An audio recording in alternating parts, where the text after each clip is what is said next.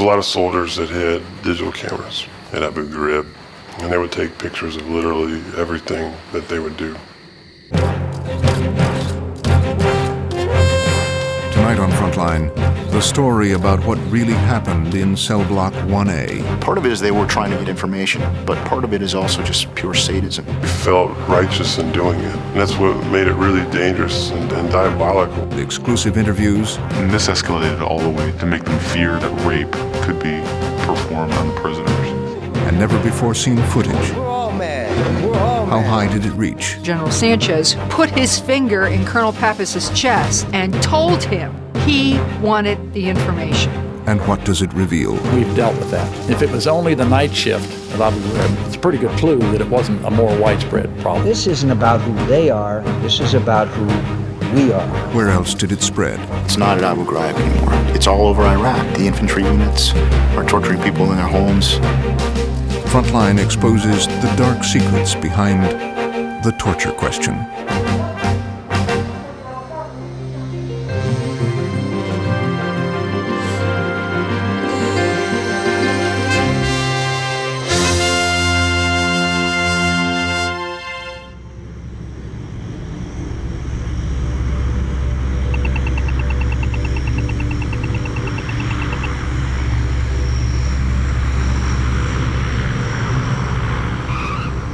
Somewhere in the night, a C-130 Hercules has just deposited 50 Iraqi prisoners of war. I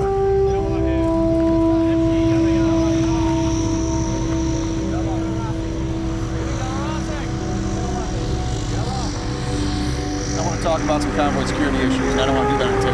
Okay, all right, so you have to cut that off.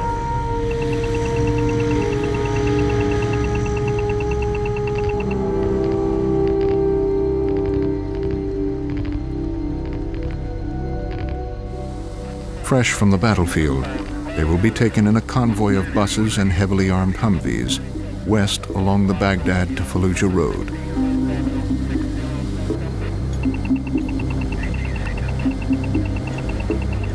Contact, sniper fire, we're going to speed up and get out of there. The road is often mined with IEDs, improvised explosive devices. Sometimes suicide bombers attack the convoys. Risk assessment, constant threat of IEDs and V beds around this area. Helicopters provide air cover.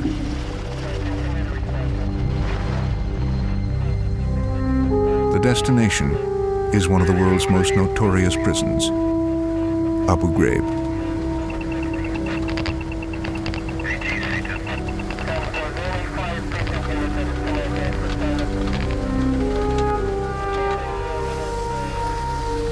Thousands of political prisoners were tortured and murdered by Saddam Hussein at Abu Ghraib. Iraqis say their ghosts haunt this place.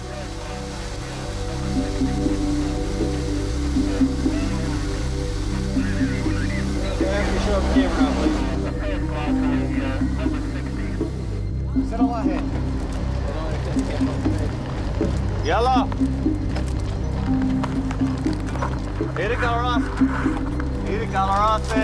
Now, Abu Ghraib is an American prison, 4,500 inmates and counting.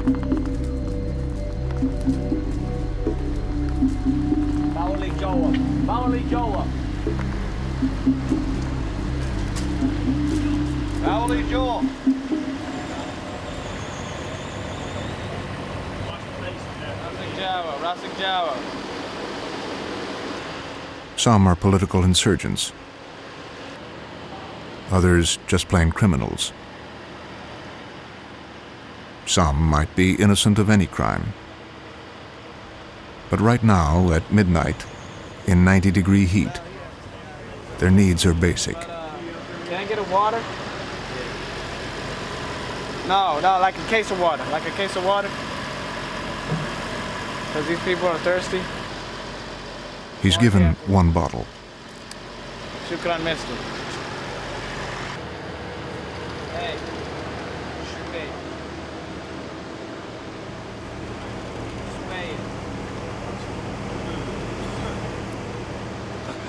Ahmed, Sway.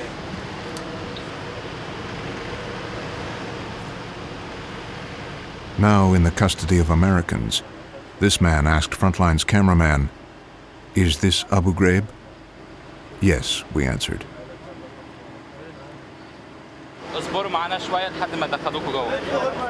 They have heard about the Americans at Abu Ghraib. 5291. Many have seen the pictures. Stay right there. Go. No doubt these men expect the worst.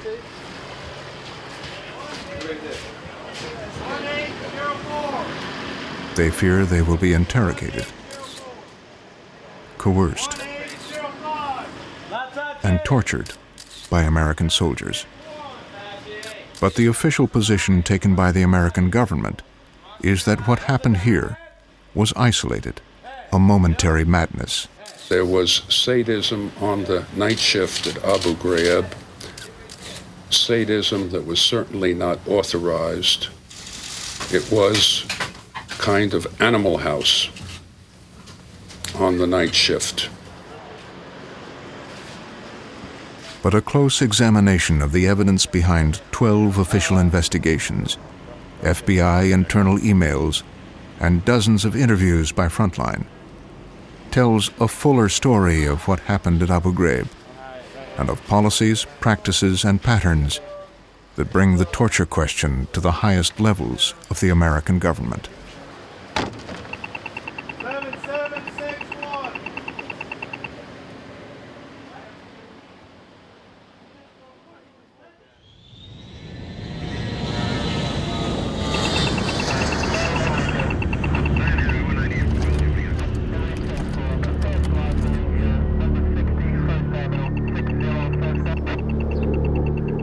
On the 11th of September, I was in the Pentagon. I was attending a meeting in my office. I had a speech to give up at the Army-Navy Country Club when the plane came right over the top and bounced down the hill and hit the side of the Pentagon.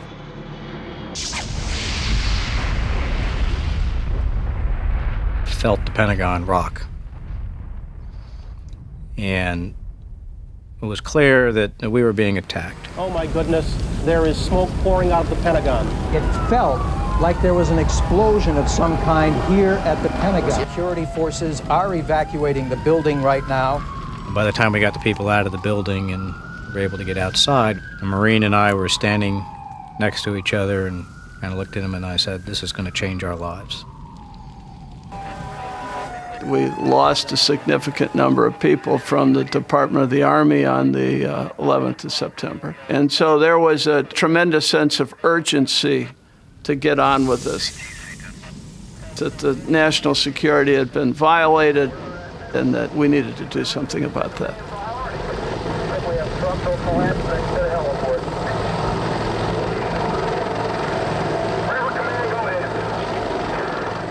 Inside the West Wing, they wanted action.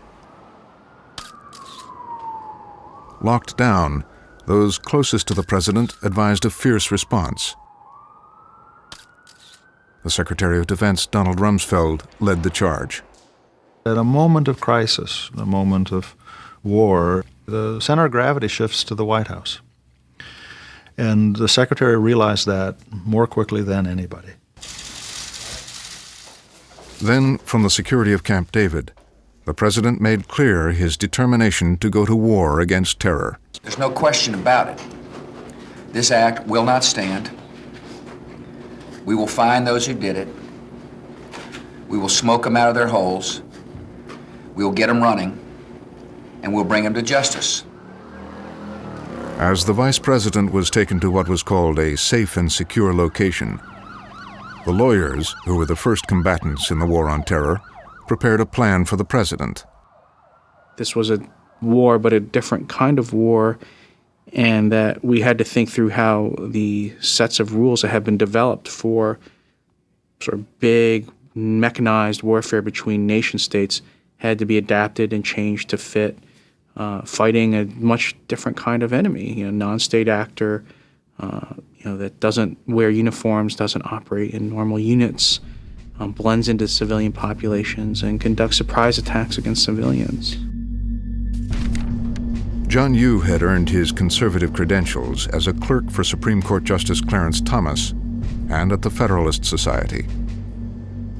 He wrote the first draft of a sweeping war power authorization designed to give President Bush unprecedented power. And I had read every previous authorization ever written by Congress in wartime and every declaration. The new statute would vest virtually unlimited power in the president to fight the war on terror. Congress passed it overwhelmingly. The statute says use all necessary means, to stop future terrorist attacks and to, find those responsible for the past attacks. Yoo's work was passed on to a small circle of lawyers who surrounded the president. Alberto Gonzales, the president's chief legal counsel, David Addington, the vice president's top lawyer, and William Haynes, Donald Rumsfeld's civilian counsel at the Pentagon. Together, they would create a legal theory that would permit the United States to act unilaterally in defining the rules of war. If you were President of the United States, I think you personally would want to make certain that you had done everything you could to prevent another catastrophic act of terrorism. 9/11 gave the entire administration a carte blanche in terms of how they treated the laws in the books when they applied to the global war on terrorism as they defined the global war on terrorism.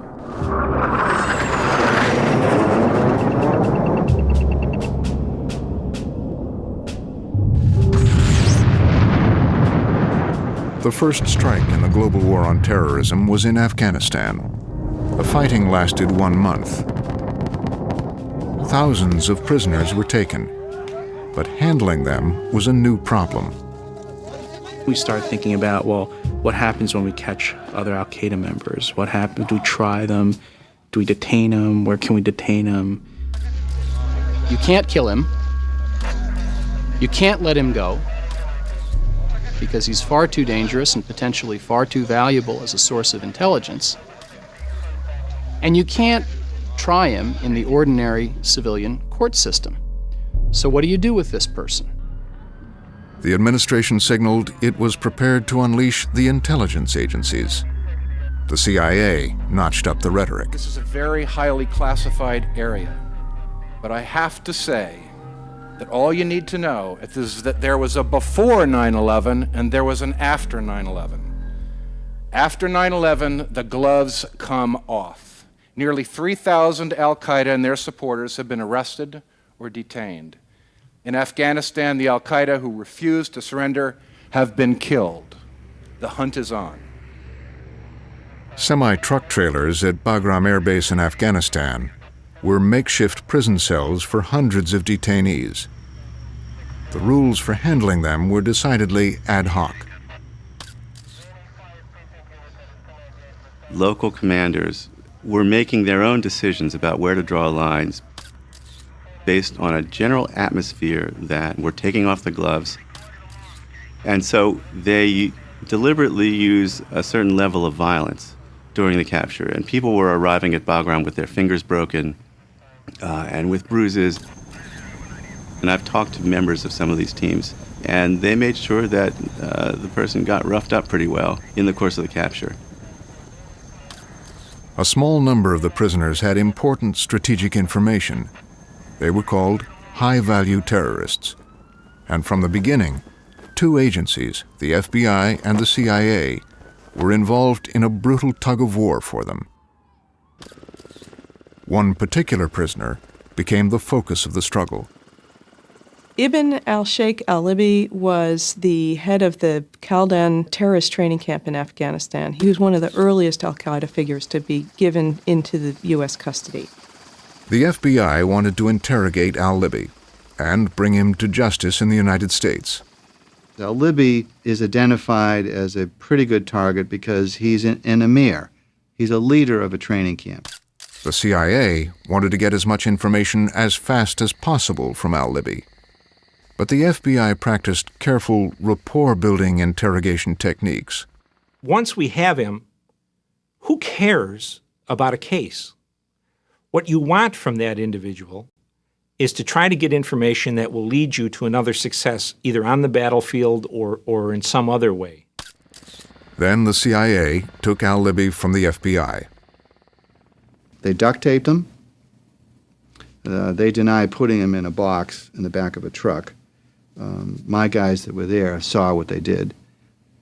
Did they take Abu Sheikh al-Libi? I have to tell you, I don't know. I hope they did, because I think he'd be much more valuable in CIA hands than in FBI hands. Al-Libi was reportedly taken to Egypt. He was one of dozens of high-value terrorists, or HVTs, whisked from one foreign country to another, often in this business jet leased by the CIA, in a policy that was known as rendition. I call it outsourcing torture. What it really means is that in the so-called war on terror, the U.S. picks up people anywhere in the world that it wants, and if it doesn't want to engage in the torture itself or in the interrogation, whatever term you want to use, it will send them to another country that our intelligence agencies have a close relationship with. That can be Egypt, it can be Jordan. We took people to the countries of their origin in the Middle East if those countries had a legal process outstanding for them and were willing to take them. As a covert CIA officer for 22 years, Michael Scheuer once ran the rendition program. That person would be treated according to the laws of that country, not to the laws of the United States, but to the laws of, take your pick, Morocco, Egypt, Jordan. It was well understood and acknowledged on sort of in not for quotation interviews that the Jordanians or the Egyptians or the Moroccans or other destination countries were going to be able to use methods that the United States couldn't use and didn't really want to know about. An unknown number, reportedly a few dozen or less, high-value terrorists are still being held by the CIA itself in unknown locations throughout the world, perhaps indefinitely. As for Sheikh Ibn al-Libi, he went into that black hole for more than a year. But then he resurfaced in a remarkable way as a source who was cited in probably the most important speech that General Colin Powell ever gave, which was as Secretary of State to the UN. I can trace the story of a senior terrorist operative telling how Iraq provided training in these weapons to al-Qaeda. Fortunately, this operative is now detained. Nobody ever found any evidence of this, and they went back to al-Libi, who confessed at that point that he had made it all up under sort of coercive interrogation, and he recanted. Support that the Husseini describes included Iraq offering chemical or biological weapons training for 2 al-Qaeda. The CIA didn't take, or wouldn't take, most of the prisoners in Afghanistan. They became the responsibility of the United States Army. And that meant the Secretary of Defense, Donald Rumsfeld, was in charge of them. Secretary Rumsfeld wasn't particularly interested in how any other department wanted to handle them. He was going to make his own decisions. Secretary Rumsfeld was determined to get information, actionable intelligence, and he was pushing the uniformed military hard to get it. But they felt honor-bound to follow the Geneva Conventions. The Geneva Conventions have very detailed provisions on how you treat enemy detainees, prisoners of war. And in particular, it precluded the use of coercion with respect to those detainees. Rumsfeld, reflecting an impatience at the White House as well, wanted Geneva out of the way. When discussions started on this whole issue of how are we going to treat al-Qaeda, I mean, the question was, look, these are terrorists.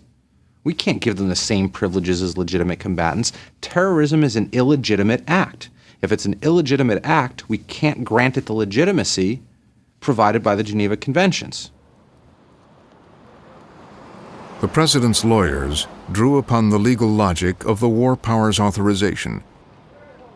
I think they wanted the maximum flexibility for the president to win the war. If you're a prisoner of war under the Geneva Conventions, you can only be asked questions, and you cannot be treated any differently based on whether you answer them or not.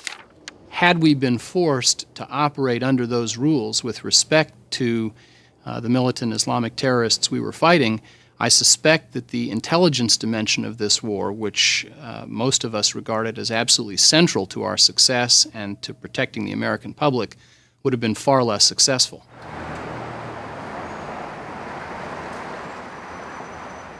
There was, as they say in Washington, pushback from Secretary of State Colin Powell and the military's own lawyers, the JAGs. Secretary Powell's view was that if we were to depart from the Geneva Conventions, we would be exposing our troops, perhaps in this conflict, but perhaps in future conflicts, to the possibility that they would be deprived of the benefits of the convention if they were captured by the enemy, and we had never done that. I think the military lawyer has been trying to tell the system since day one, don't go too far away from the principles of the Geneva Convention in the name of fighting the war on terrorism, because you don't want to become your enemy in trying to defeat your enemy. You want to be sensitive to the principles of the Geneva Convention, even though they're not technically applicable, and some civilians wanted the information. The president's closest legal advisor on the issue was Alberto Gonzales. In a memorandum to the president, he wrote, "The nature of the new war places a high premium on other factors, such as the ability to quickly obtain information. In my judgment, this new paradigm renders obsolete Geneva's strict limitations on questioning of enemy prisoners." The President has, as you know, now determined that the Geneva Convention does not apply to the conflict with al-Qaeda, whether in Afghanistan or elsewhere. Secretary Rumsfeld called the prisoners he held the worst of the worst. They were no longer protected by the Geneva Conventions, nor the military's own Uniform Code of Military Justice. They could be subject to coercive interrogations. And now it was time to decide where those interrogations would take place.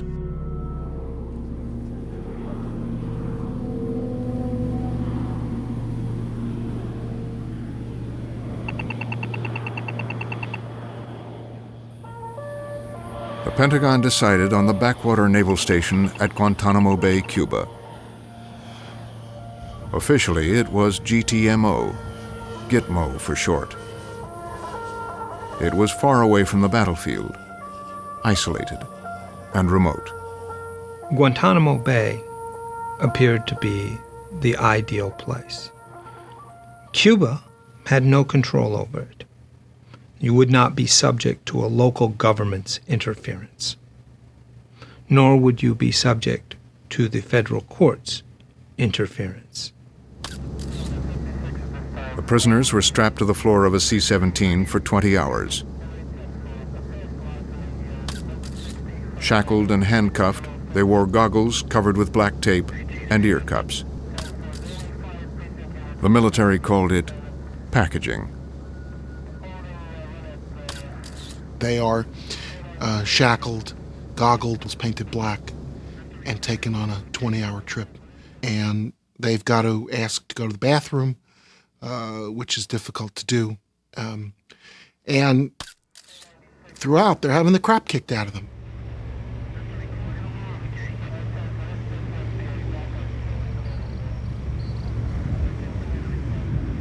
And you're getting off a plane, you're hooded, you don't know where you are, you just know you're in some desert island somewhere. It'd be a very excruciating situation. Many of them thought they were going to their deaths before they got here, and were very thankful that they were not killed when they got off the airplane. They were taken from the airport into the heart of the base, to a place called Camp X-Ray. In the early days, they got put into what essentially are dog cages or dog runs.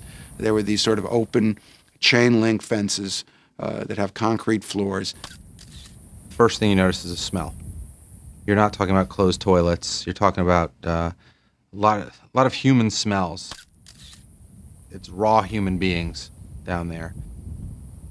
Guantanamo Bay's climate is different than Afghanistan. To be in a 8x8 cell in beautiful, sunny Guantanamo Bay, Cuba, is not a inhumane treatment. Camp X-Ray didn't have any internal facilities at all, no bathrooms, no source of water. So any of the detainees kept at X-Ray had to be given everything to them.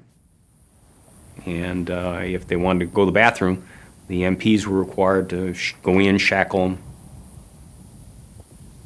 and then move them to a porta-john to have them go to the bathroom and take them back again. So it was a very manpower-intensive situation. From the beginning, it did not go well at Camp X-Ray. Just the logistics of interrogation proved difficult. The MPs first shackled, then rolled the detainees down this path to these interrogation buildings. It was a very intensive process to carry detainees from the cell block into the interrogation rooms, bring them back, and so on. And once they arrived, the young and inexperienced interrogators had trouble extracting any information. The interrogators were a combination of active duty reservists, people who were trained in the bare bones of interrogation, didn't have any experience because we hadn't been in this kind of a situation since 1991 from the Gulf War. Well, I think you had a lot of inexperienced people who didn't have a knowledge base. They were not subject experts by any means. So they get what they got at their indoctrination at Fort Huachuca or some other place, and they go in and they try to use it to the subject. You know, it was ad hoc. It was sort of making it up on the go, and wasn't very effective. The detainees were belligerent, uncommunicative. The interrogators tried good cop, bad cop, yelling, strobe lights. They even tried loud music. Metallica, Britney Spears, rap.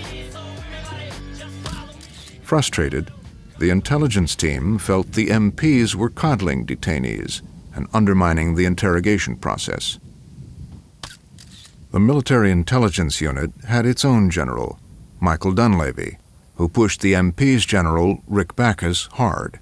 General Dunleavy and I had a very intense working relationship at times, but I think that was more situational because of the fact that I was overall in charge of the base, and I was only a brigadier general, and he was a major general, and he was in charge of 200 people in the interrogation task force. There's always been a bright line drawn between the MP guards and the MIs, the military intelligence interrogators. The military's rules, the Uniform Code of Military Justice, dictates MPs must treat prisoners humanely. General Backus believed he couldn't blur that line and comply with the law. The intel folks had no patience. And so the intel people either were under great pressure to produce results or thought they were under great pressure to produce results immediately. And so they wanted a quicker route to the information. The MIs were talking about stripping the detainees, shackling them to the floor, sensory deprivation. I advised General Backus that certain kinds of sensory deprivation are forbidden and defined as torture under our law. And I said, as far as he was concerned, since his name was clearly on the blame line, this was the law he had to uphold. A story went around the camp that Arab men had an inordinate fear of dogs. MI considered using dogs for intimidation. Anybody come to you and say, we'd like to use those dogs to scare these people? They wouldn't have come to me with that, no. Why? Because I wouldn't allow it. And they knew that? I'm sure they knew that. The interrogators were getting little bits and pieces, but 6 months into it, they hadn't really delivered enough to satisfy Rumsfeld. In Washington, the brass knew that Rumsfeld was unhappy. They weren't getting any intelligence. And so, it all added up to taking a lot of detainees, putting them on Guantanamo, and nothing was working right. The feedback that I was getting was that the information initially wasn't as valuable as it could be, and we just had to get better organized for that.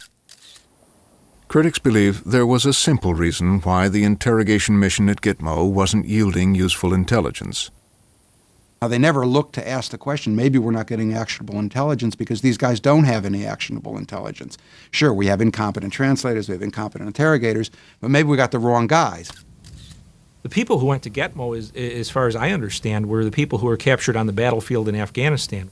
Most of the people that were picked up in Afghanistan were insurgent fighters, guys who might be able to tell you about the organization of al-Qaeda's insurgent arm, what kind of weapons they were trained on, but none of them, virtually none of them, had any knowledge whatsoever useful to either A, preventing an attack on America, or B, locating Zawahiri and Bin Laden. If you understood how al-Qaeda operated, its cell structure, how many people were involved in that, you'd know that most of these people were just fodder. Because they're not the brains. I mean, the people that go into al-Qaeda, in a lot of instances, is not what you think. There's probably 35 to 40% of them have advanced degrees. This is a middle-class phenomenon. This is not what's down in Gitmo. Anyone who looked at the training manuals for the al-Qaeda and what these people were trained to do and how they were trained to kill civilians, anyone who saw what happened to the Pakistani soldiers who were guarding the al-Qaeda in Pakistan, and a number of them were killed by al-Qaeda using their bare hands, has to recognize that these are among the most dangerous, best trained, vicious killers on the face of the earth. He's in it daily. They're meeting on this every day. He's directly involved in it. He's very hands-on. He's not one to not make it very clear to people that he is unhappy. Rumsfeld looked around the Pentagon. He knew there was one general who could get things moving at Gitmo. So I visited down there and took a look at it, and I was not happy with it. General Keane saw the problem between the MIs and the MPs. We had two functions. One is intelligence operations, and the other one is a custodial function in the sense of police function. And they were not cooperating with each other. The MI interrogators let General Keane know they believed General Backus was the problem. I think there was consternation on the part of the interrogators, at least this is the feedback I got, about things that I would be concerned about in terms of making sure that they have enough books to read, whether we were following Ramadan type situations, allowing them to eat at night and faster in the day, those kinds of things. I heard they were upset that I increased the recreation periods to twice a week from once a week, that kind of thing. General Backus was relieved of his command. Now, Rumsfeld would find a can-do general to grab a hold of Gitmo, take charge of both the MPs and military intelligence, and get him what he wanted.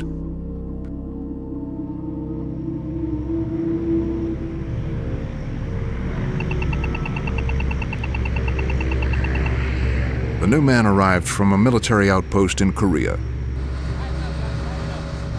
A two-star general who knew how to shape up an outfit. What we wanted was a very effective leader, who has operational savvy, he's used to working away from the United States. General Jeffrey Miller even looked the part.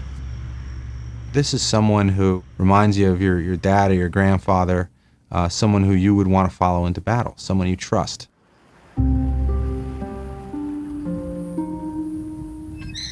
Miller had a new facility to run. Camp X-Ray had given way to Camp Delta. There were now 625 inmates, 1,400 MPs and MIs, and plenty of hard feelings.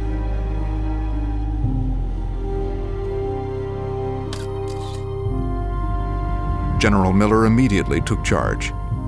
He liked the phrase honor bound and ordered the troops, both MPs and MIs, to say it dozens of times a day, every time they saluted. Honor bound was a means to encourage esprit de corps among the soldiers. We would say honor bound, and the person returning the salute would say to defend freedom. Attention on deck. Honor bound. Honor bound, sir. Kind of translate that everything we're going to do there, we're going to do it with honor. Honor bound. When General Miller got introduced to Guantanamo Bay, I mean, everything just seemed to move in the plus category.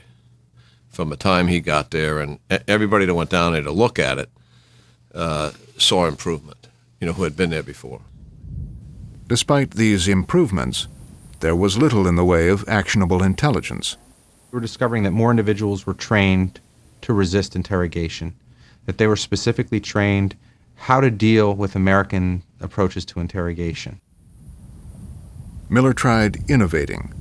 In a controversial move, he created specialized interrogation teams and told them to get inside the heads of the detainees. He brought in behavioral scientists who were psychologists and psychiatrists, and they were looking for psychological vulnerabilities, soft spots, ways to manipulate the detainees to kind of get them to cooperate, and looking for sort of psychic vulnerabilities and cultural vulnerabilities. Miller's staff also gathered medical records. His interrogators tried to engender depression, to disorient detainees, break them. Where the thing goes south for me is that when you have people who are either psychiatrists or psychologists who get into this gray world of what can you inflict upon somebody that might elicit information, that to me is where you cross the line. The detainees fought back. There were hunger strikes, and in one 3-month period, at least 14 prisoners tried to kill themselves. And still, there was little evidence of intelligence breakthroughs. During this time, General Miller decided to blur that bright line between the MP Guard Force and the MI interrogators. There was no separation between the two. They were to work as one team and basically one fight. And now, Miller's newly combined teams could get more aggressive, because Secretary Rumsfeld had authorized new, much tougher interrogation techniques. The harshest techniques ever authorized for use by American soldiers. This whole process is taking place completely in the dark, outside of the view of the American public. So there's several months here in which there are just extremely coercive methods being used on detainees in Guantanamo Bay, but nobody really knew about. Now they could legally use isolation facilities, deprivation of light, 20-hour interrogations. They could remove religious items and clothing, exploit detainees' individual phobias, such as the fear of dogs, stress positions, like standing for a maximum of 4 hours. One of the things he authorizes is shackling in stress positions for up to 4 hours a day. Rumsfeld works at a standing desk. And Secretary Rumsfeld writes in his own hand, I stand 8 to 10 hours a day. Why only 4? When you read the documents, the Secretary of Defense, Donald Rumsfeld, was involved very personally in approving procedures that went beyond the line of what is allowed in military law and, for that matter, in civilian law when it comes to what can be done to prisoners. Inside and outside the Pentagon, the torture question had been raised.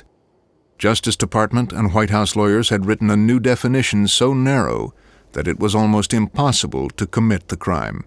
What that memo did was it defined torture down so that the only thing that really winds up being torture is inflicting pain on someone of an order that would be equivalent to organ failure. And it has to be the intentional infliction of pain, because you could always argue, I didn't really mean for it to be so painful. And the document, partly written by John Yoo and known as the Bybee Memo, said the president could authorize whatever techniques were necessary to fight the war on terror. It is amazing what it says. It basically says that the commander-in-chief can disregard any other law during time of war.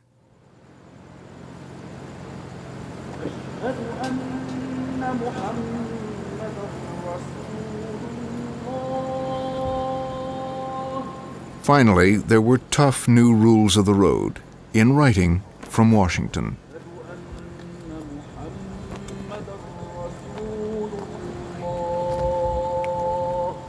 One detainee in particular would get the treatment. His prison ID number was 063. The insiders called him the 20th hijacker.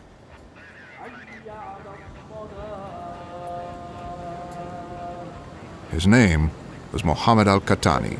He had to urinate on himself. He was deprived of sleep for days on end. He was deprived of food. They brought in a dog to terrorize him. He was forced to wear a woman's bra and had a thong placed on his head.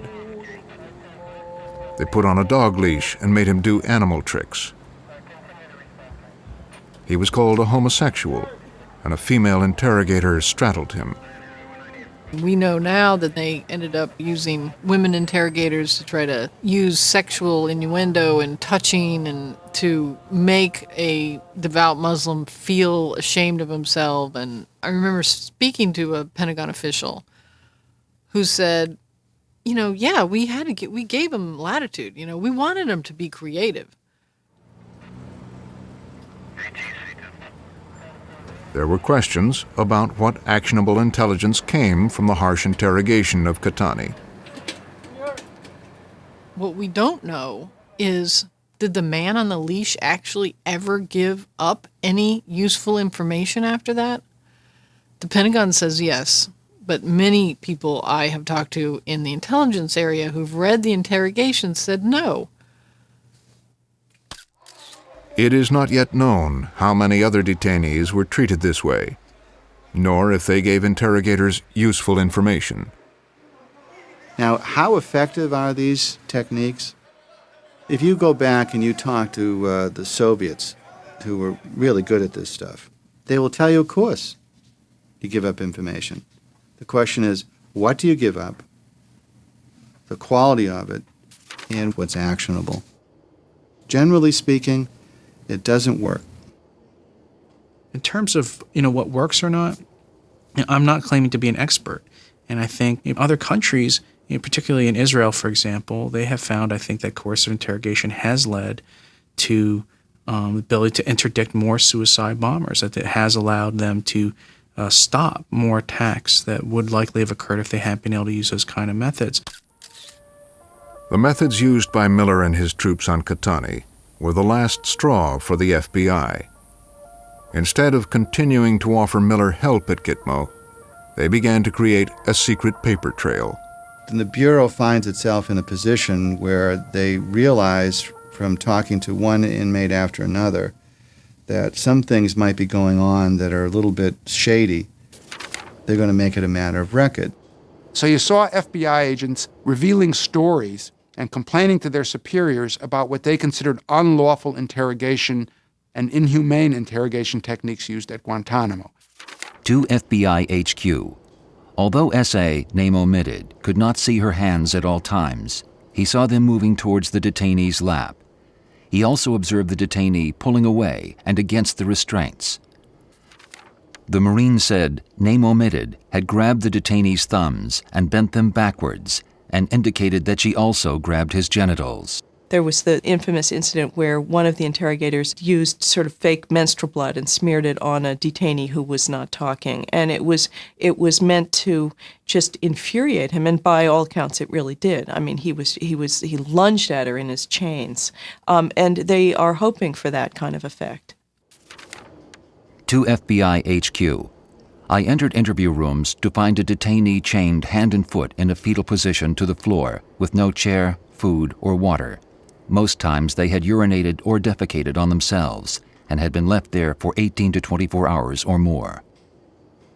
I think that any agent who walked into a room and saw a subject, as been described, crawled up in the fetal position, either deprived of water or subjected to unusually warm temperatures, pulling his hair out, people on hunger strikes and so on, understand that that person is no good to you. From an intelligence perspective, they've collapsed. They're not coherent. So what good is it?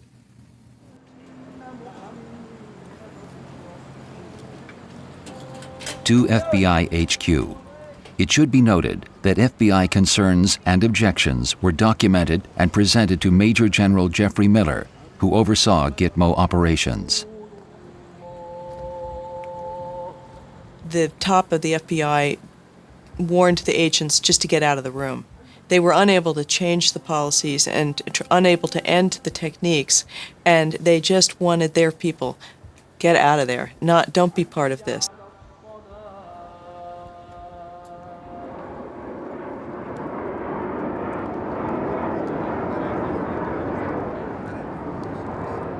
There was also trouble inside the Pentagon. The Naval Criminal Investigative Service and the military's Judge Advocate Corps fought against those harsh interrogation guidelines written by Secretary Rumsfeld. There's a paper trail that I've looked at where memos were written saying that the proposed policies are going to get us in trouble. They're not who we are as a nation. They're abandoning 50 years of military legal thought. In response to the criticism, Rumsfeld's tough rules were put on hold. They would try to modify them, but the techniques were already in use. It had been a year and a half since September 11th. In the aftermath, anger and fear led to a broadened war powers authorization, limited the Geneva Conventions, skirted the Uniform Code of Military Justice, authorized harsh coercive interrogation tactics, and redefined torture.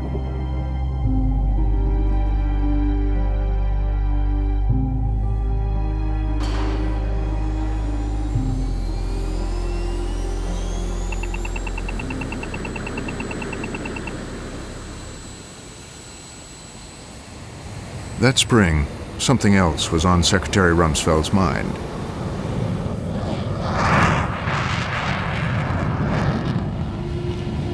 My fellow citizens, at this hour, American and coalition forces are in the early stages of military operations to disarm Iraq, to free its people, and to defend the world from grave danger.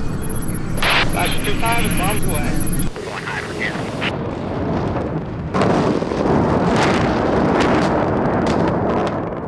The shock and awe bombing of Baghdad and the military's run into the heart of the city took 3 weeks.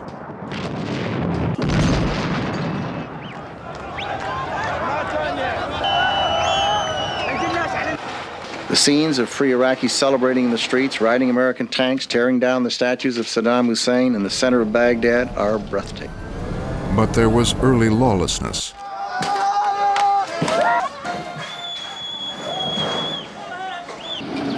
They couldn't find the weapons of mass destruction, or Saddam Hussein. And there was the growing insurgency. There was criminality and some targeted violence against us. And we're dealing with a low-tech military capability, but very, very high in motivation, very high in determination. I don't think anyone at the time understood how big an issue this would be. We had things that were teetering on the edge of being out of control.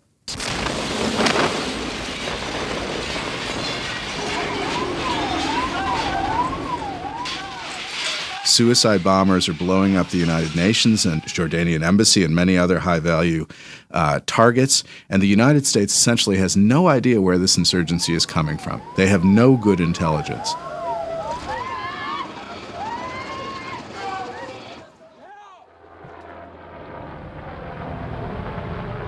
Once again, the explosive mix of revenge, fear, and uncertainty produced a desperate need.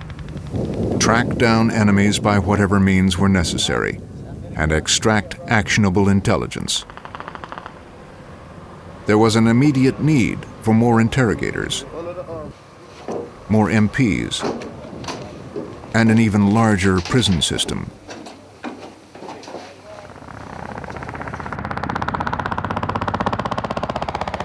Tens of thousands of Reserve and National Guard troops streamed into Iraq that summer.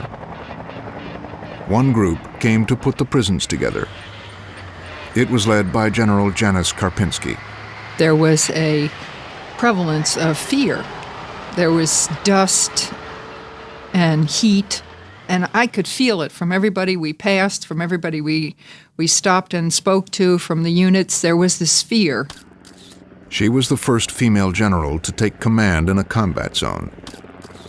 Her boss, Commanding General Ricardo Sanchez, was under intense pressure from Secretary Rumsfeld to get information. They were having these video teleconferences from the Pentagon with General Sanchez. And I never sat in on one of them, but afterwards he would be particularly ornery.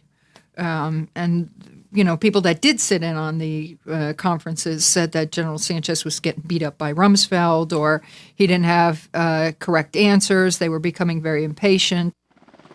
They had captured thousands of prisoners. Sanchez needed a place where he could hold and interrogate them. There was one not too far from Baghdad, Abu Ghraib. General Karpinski was sent to get it organized. To get there, she would have to travel one of the most dangerous stretches of highway in Iraq.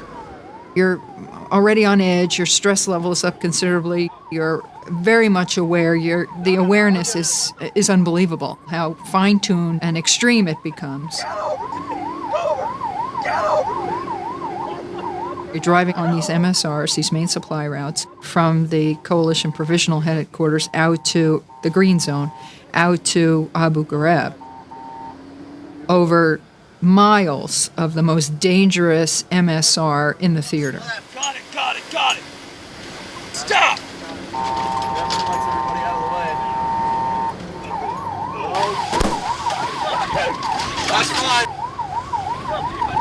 That's fine. We got it, man. That was a good one. That was a wise decision, bro. Thanks for keeping me safe. Got it. And we go out to Abu Ghraib, and I can see this huge wall that seems like it goes on for acres, and in fact it did. It was 280 acres, the size of an airport. You could see 3 towers. And I said, oh, well, they've got good visual. They said nobody's in the towers because people are shooting at them from the outside. And I said, you know, it's not a secure area? No, well, not yet. It's a high visibility target because we're in a bad neighborhood. All of Iraq is a bad neighborhood. It's 4 walls, all directions, with towers.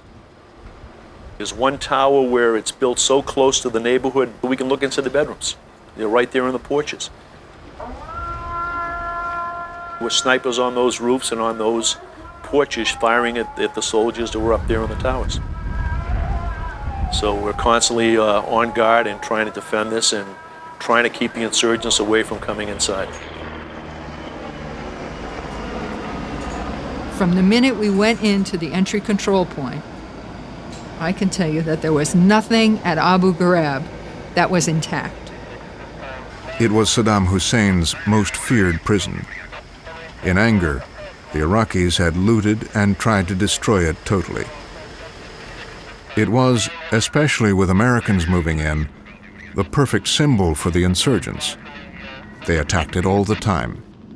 It was a dangerous place to serve. People were being killed and hurt by mortar attacks.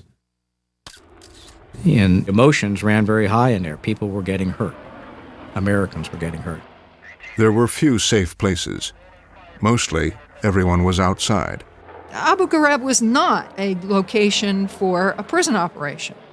It's in the middle of the Sunni Triangle, and you don't run detention operations in the middle of a combat zone. You just don't do it. But the decision had already been made.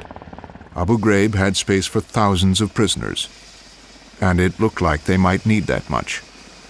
There were wide-ranging sweeps taking place throughout Iraq.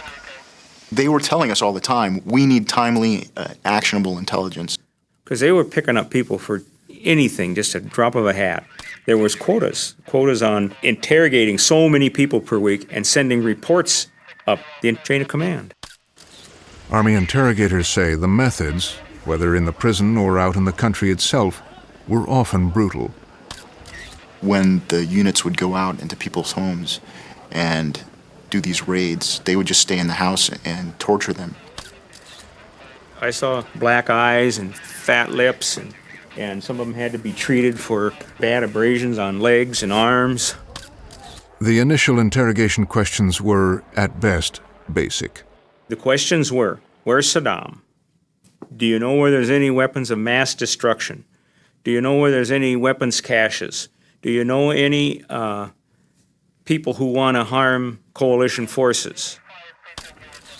We rarely got good intel from the prisoners, and I blame that on that we were getting prisoners who were innocent and didn't have intel to give us. 98% of people I talked to had no reason being in there. They would just take them at face value and go in and raid this house and pull these people out and throw them in the detention camps. Late that summer, they were pouring into Abu Ghraib. The MPs were overwhelmed. 380 tried to guard thousands of new inmates. And in utter chaos, no one seemed certain about the prisoners' legal status. Iraq is a conventional battlefield. Everybody is covered by the Geneva Conventions, mainly because it's a sovereign state. And yet, the president and the White House and his supporters always called the insurgents in Iraq terrorists in the beginning. People were trying to determine what the policies were. We teach soldiers to deal with prisoners of war. A prisoner of war generally is another soldier who wears a uniform just like you do, except it doesn't say U.S. Army on it, it has some other country on it. Detainees were picked up mostly, and particularly at this point, out of uniform. So if you're a soldier down there and you know that we're allowed to treat terrorists, they don't abide by the rules of war. Well, okay, he's got his Geneva Convention card, but his commander's telling him to get some information out of these terrorists. Is that a clear situation for somebody trying to deal with that? I don't think so. Geneva Conventions. This Army interrogator is still on active duty. He asked Frontline to protect his identity. It was seen as malleable, it was seen as flexible, and it was a wink-wink atmosphere. There were briefings on the Geneva Conventions and torture, but they were seen by most who took them as a kind of a joke and something that would be basically forgotten. At Gitmo, the president had declared the detainees unlawful enemy combatants. And on the ground in Iraq, General Sanchez and his lawyers believed they could do the same. This email tells the story. Captain William Ponce sent it to military intelligence troops in Iraq. The gloves are coming off, gentlemen. Colonel Bolts has made it clear that we want these individuals broken. Casualties are mounting. And we need to start gathering info to help protect our fellow soldiers from any further attacks. I heard the phrase, we're going to take the gloves off. Colonel Jordan said that one night in one of our meetings. We're taking the gloves off. We're going to show these people how we, that we're in charge. And he was talking about the detainees. What did that mean to you, take the gloves off? Well, it meant we're going to get rougher. To get rougher, military interrogators, both at the prison and throughout Iraq, had plenty of help. Civilians arrived, working for agencies like the CIA or even private contractors. It was just all sorts of these spooky people, that would just come and go. Some of them would stay and some of them would come and go. And you never knew who they really were. They employed their own techniques, and some followed their own rules. Now you have some contractors, some civilians, who are not under the Uniform Code of Military Justice, who have been sent there specifically to do interrogation work with great liberties to get more actionable intelligence. And all the gloves come off. Do whatever we need to do. I had a few prisoners tell me that they had been physically abused by these people in civilian clothes. And one person showed me his chest. He opened his shirt, and he was just all massive bruises right on his chest. And he said that he had been interrogated by a guy with a beard and civilian clothes, and he was punching him.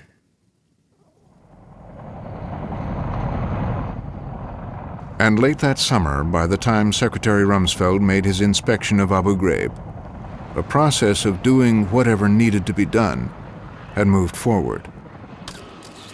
He'd sent General Jeffrey Miller to take a look and recommend a course of action.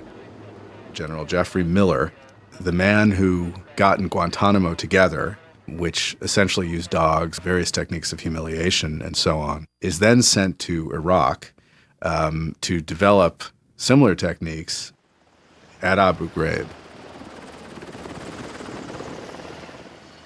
So Miller takes a team of experts, detention, interrogation, leadership, logistics, over to Iraq. They arrived in August of 2003. They paid special attention to Abu Ghraib. It was a mess. I mean, there were some, definitely shortcomings. There was definitely some attention that it needed to be given it. A lot of resources needed to be given. Miller came with a game plan. He advised them to Gitmoize the detention and interrogation system in Iraq. And he said, "You're too nice to the prisoners. They don't know that you're in charge. And you have to be tough with them." And I said, "Sir, our circumstances here in Iraq are different. You have 800 military police personnel to guard 650 prisoners, and we have 380 military police personnel to guard more than 4,000. General Miller wasn't used to being challenged. He and General Karpinski clashed. I was with him in meetings there, and he comes in very professional, very focused. He's not the type of person that you would want to say, "Why can I not do this?" It's just, yes, let's do this and make it work. He said, "You can take control in an easy way. You have to treat the prisoners like dogs. If they believe that they're any different than dogs, you have effectively lost control of your interrogation from the very start." And it works. This is what we do down in Guantanamo Bay. And Abu Ghraib was to be the laboratory for the Miller team's Gitmo plan. He said, Rick Sanchez said I could have any facility I wanted, and I want Abu Ghraib. He said to me, "We can do this my way, or we can do this the hard way." He said he was going to use the MPs out there. They were going to know how to assist the interrogators. I said, "Sir, they're not trained to do interrogations." She said, "We're going to change the nature of interrogations out at Abu Ghraib." And they wanted to use these techniques. They wanted to blur the lines and then make them disappear altogether. Miller wrote a report, and his team left behind a compact disc with detailed instructions. General Sanchez then authorized tough new rules that mirrored many of the techniques used in Guantanamo: isolation, working dogs, sleep management, and stress positions. Some of those who worked at Abu Ghraib were willing to talk about it. Also, that they're the ones that corrupted that place. They asked Frontline to disguise their identities. Because everybody was looking at Guantanamo Bay in Afghanistan as a model. There was a posted list of extended measures for interrogations that even said by commanding general approval, which was General Sanchez. And then I would hear about them being used, so I assumed they were being approved. Before long, Sanchez's boss at CENTCOM told him to back off on the harsh tactics. But it was too late. Like the modified Rumsfeld rules and the migrating Gitmo techniques, the rules at Abu Ghraib and throughout Iraq were by now simply anybody's guess. I think it became confusing. I mean, we found in computers in Abu Ghraib SecDef memos that were written for Guantanamo, not for Abu Ghraib. And that caused confusion. In a way, you could really justify almost anything you wanted to do. So all you had to do was look around you and see, well, what seems to be acceptable, and then you do that. And people just did what they felt they wanted to do at the time and didn't question it.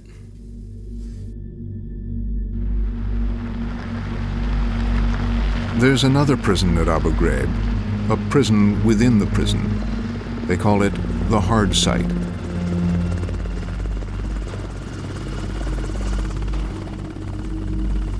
Actual cell blocks.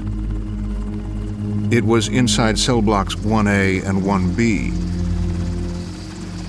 that the bad things happened. Colonel Thomas Pappas was in charge. He often lived at the prison. Pappas was a regular recipient of General Sanchez's wrath. General Sanchez, on several occasions, put his finger in Colonel Pappas's chest and told him, in no uncertain terms, he wanted the information. And he was holding Pappas responsible for getting it. Colonel Pappas, there was pressure from him to get information. Get information. Let's get this information. Save another GI's life. If we have, if we find these weapons, if we find these insurgents, we'll save soldiers' lives. And I think that led to this idea of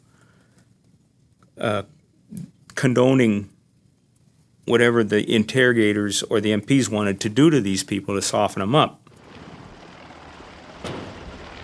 Inside the hard site, military intelligence was using the MPs to carry out the harsher tactics that Sanchez had authorized. It was recorded in the MP logbook. Detainee was stripped down per MI, and he is naked and standing tall in his cell. Inside Abu Ghraib, and indeed throughout Iraq, the blurring of the line between MPs and MIs was becoming common practice. I've seen this behavior throughout the country of Iraq, and military police could be very useful. They could roughen up the detainees. If they didn't want their prisoner to sleep, then they wouldn't sleep. If they didn't want them to eat, they wouldn't eat. They would confuse their time schedule. And this escalated all the way to nudity, to sexual innuendo, to make them fear that rape or other sexual acts could be performed on the prisoners, to beatings, to dogs let loose in the room, and various other things. That fall, a second group from Guantanamo arrived. Techniques perfected at Guantanamo became common on the hard site. Nakedness, sexual humiliation. They were used on one detainee in particular. He is known as Detainee 07, a high-value capture. They kept him at the hard site in isolation. The definitive Army investigation of events at Abu Ghraib tells more. Detainee 07 described being made to bark like a dog, being forced to crawl on his stomach while MPs spit and urinated on him, and being struck causing unconsciousness. On another occasion, Detainee 07 was tied to a window in his cell and forced to wear women's underwear on his head. On yet another occasion, Detainee 07 was forced to lie down while MPs jumped onto his back and legs. He was beaten with a broom, and a chemical light was broken and poured over his body. During this abuse, a police stick was used to sodomize Detainee 07, and 2 female MPs were hitting him, throwing a ball at his penis and taking photographs.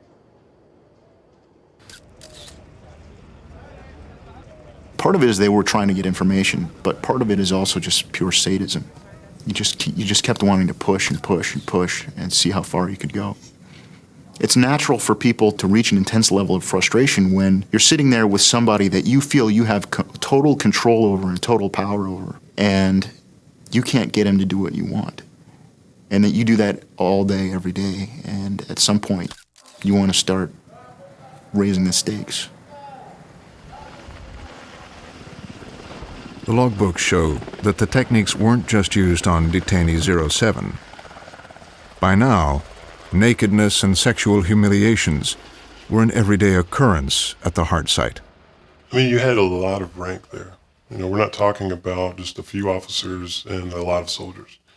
There was a lot of officers, high-ranking officers, a lot of senior NCOs all over the place. And none of them had a problem, seemingly, with what was going on.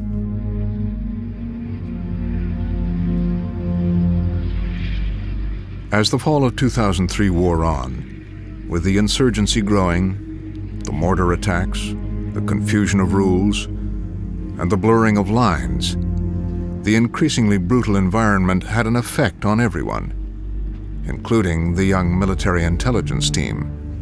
Sometimes, to break the tension, the MIs made videotapes for their sweethearts at home.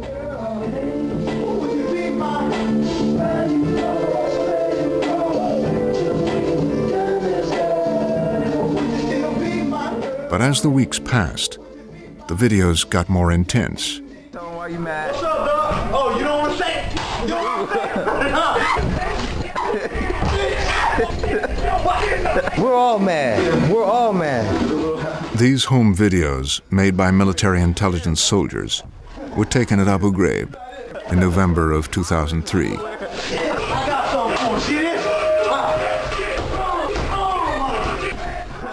At the same time, the softening up of detainees was happening in the hard site.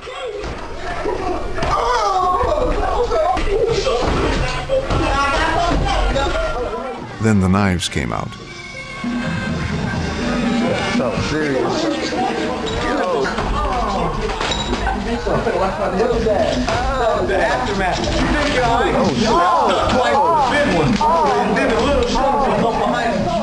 If you're really angry because you're getting mortared all the time, rockets, they're shooting RPGs at us, there's nothing you can do. And people are dying around you because of this unseen enemy.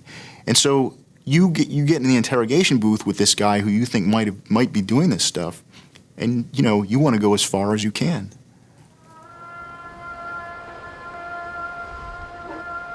There was a lot of soldiers that had digital cameras, and they would take pictures of literally everything that they would do. It happened at night, in the hard site, cell blocks 1A and 1B.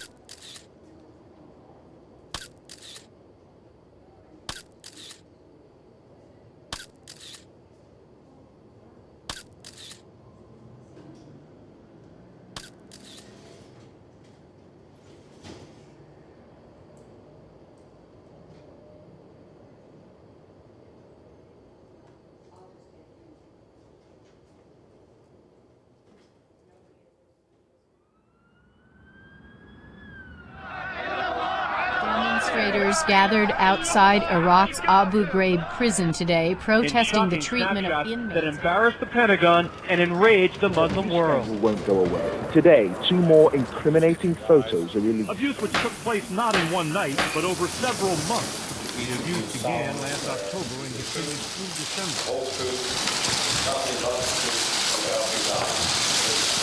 I'm gravely concerned that many Americans will have the same impulse as I did when I saw this picture, and that's to turn away from them. And we risk losing public support for this conflict. As Americans turned away from the Vietnam War, they may turn away from this one. Now, Mr. Secretary, I'd like to know, what were the instructions to the guards? That is what the investigation that I've indicated has been undertaken. But, Mr. is Secretary, determining. that's a very simple, straightforward question. Well, as Chief of Staff of the Army can tell you, the guards are trained to guard people. They're not trained to interrogate. They're not, and their instructions are to, in the case of Iraq, adhere to the Geneva Conventions. The Geneva Conventions apply to all of the individuals there in one way or another. They apply to the prisoners of war. And There were calls for Rumsfeld's removal or resignation. He offered to quit, but the president would not accept his resignation. There would follow 12 investigations and reports. The Army demoted General Janice Karpinski after finding her guilty of dereliction of duty and an unrelated personal matter. Colonel Pappas was relieved to command and was reassigned. 7 MPs and 2 MIs were charged and found guilty of crimes under the Uniform Code of Military Justice. The Pentagon continues to insist Abu Ghraib was an aberration. As recently as this August, the chairman of the Joint Chiefs of Staff held the line. And I think we've had at least 15 investigations on Abu Ghraib, and we've dealt with that.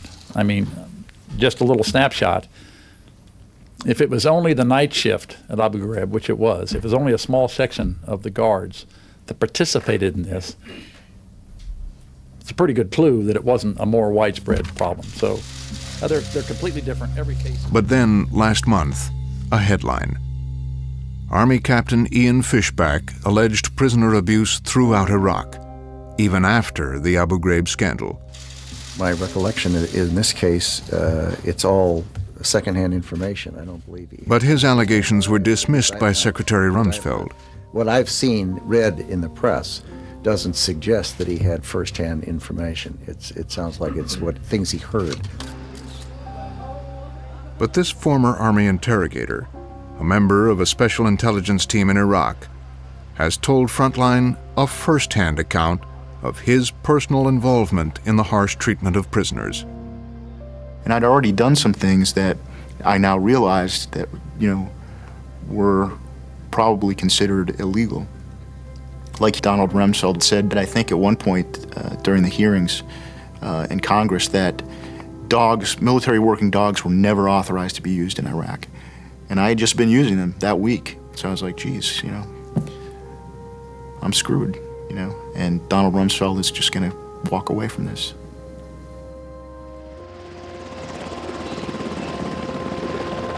In the spring of 2004, Tony Lagaranis had left Abu Ghraib and was working in Mosul. I remember the chief warrant officer in charge of the interrogation facility. He had heard about how the SEALs were using just ice water to lower the body temperature of the prisoner, and they would give him, they would take his rectal temperature to make sure he didn't die. They would keep him hovering on hypothermia. Lagaranis' unit was using a shipping container as an interrogation cell. So we were keeping them hovering around hypothermia in this environment of what they call environmental manipulation with the music and strobe lights. And then we would bring in military working dogs and use those on the prisoners. Even though it was controlled, like the dogs were muzzled, they were being held by a handler, but the prisoner didn't know that because he was blindfolded. This is the first time an interrogator has spoken publicly about using such tactics. These are big German shepherds, so when I would ask the prisoner a question and I didn't like the answer, I would cue the handler so the dog would bark and jump on the prisoner, but he wasn't able to bite him. And how would the prisoner react? Fear. Sometimes they wet their jumpsuits because they were so scared, especially because they're blindfolded. They can't figure out, that's a pretty terrifying position to be in. There was some degree of confusion about how dogs could be used. Dogs are a good thing to control detainees. They're not a good thing to do interrogations. And so people were using very liberal interpretations of what was on a piece of paper inaccurately and illegally. That was something I was ordered to do, and I made the chief warrant officer sign off on every single thing that I was asked to do. By the spring of 2004, the insurgency was raging.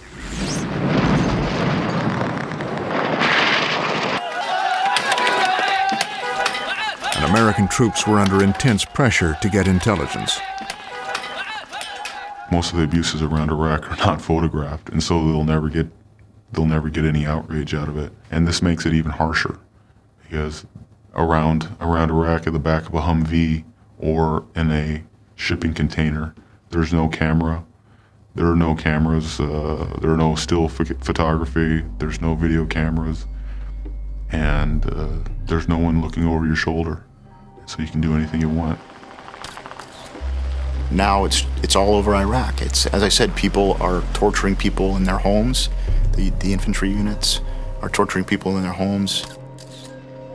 They were using things like, as I said, burns. They would smash people's feet with the back of an axe head. They would break bones, ribs. You know, that was serious stuff.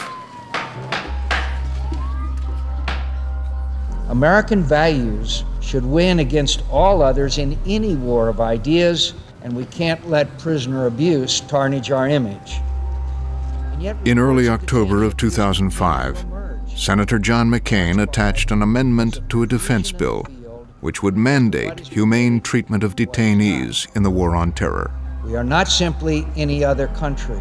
It passed the Senate 90-9. In a direct rebuke of Secretary Rumsfeld and the Bush administration, 46 Republican senators had supported the amendment.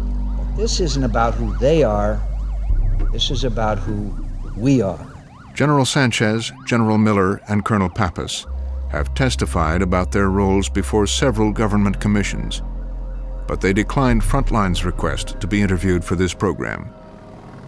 Secretary of Defense Donald Rumsfeld also declined to be interviewed. After 9/11, you're responsible for defending the nation. You need as much information as possible to save troops in the field and prevent another attack. But your goal has to be, as an American, to always adhere to the rule of law passionately, to respect the concepts of the Geneva Convention, because that's who we are as a nation. I'm proud of my country. This is not one of our greatest chapters, but in trying to win this war, you can't become your enemy in the name of defeating your enemy.